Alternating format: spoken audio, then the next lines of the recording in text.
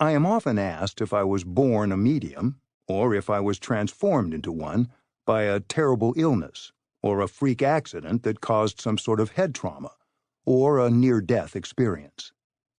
As hair-raising as those possibilities may be, I cannot claim any one of them as the dramatic moment that introduced me to my life's work. I am not unlike anyone else. We are all born with some level of psychic ability. The question is, do we recognize our psychic abilities and act upon them? Like many others, I didn't know what it meant to have psychic ability. It was probably on some TV game show that I first heard the term psychic. I was lucky enough to pronounce it, let alone understand its definition.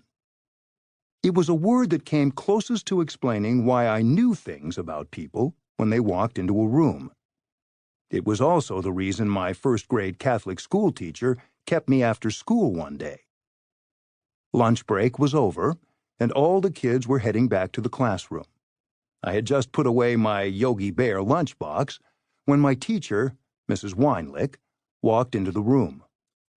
Our eyes met, and a feeling of sadness instantly came over me. Then I walked up to her and said, "Everything is going to be all right. John broke his leg."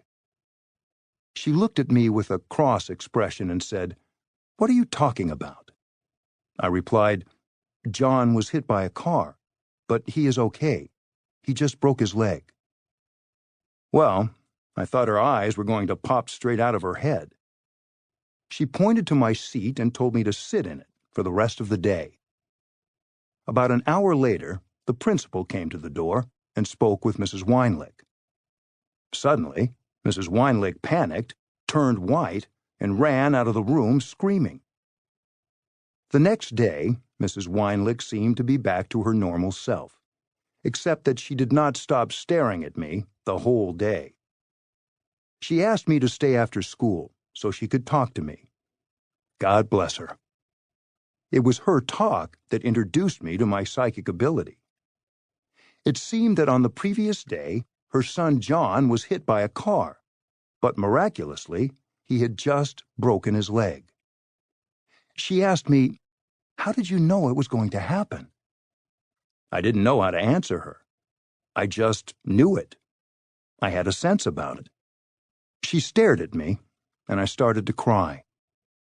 Was I responsible for creating this accident and maiming her son?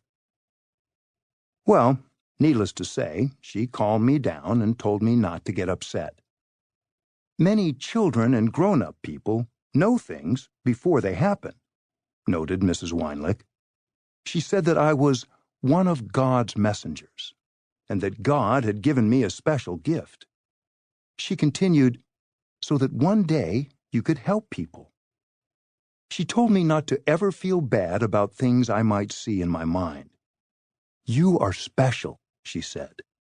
But she warned me to be careful with whom I share my specialness. That was my first explanation of psychic ability.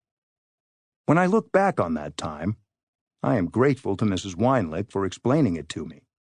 It was an aid to me in so many ways. If I had had a nun for my homeroom teacher instead of a layperson, my life might have turned out a lot differently. Today, I fully understand my ability to see and feel things that are not of this physical world. Often referred to as a sixth sense, psychic ability is also known as intuition, gut feeling, a hunch, or a certain knowingness one has about something. And all of us use this ability every day without even knowing it. For instance, how many times have you thought of someone, and minutes later the phone rings, and that person is on the other end of the line?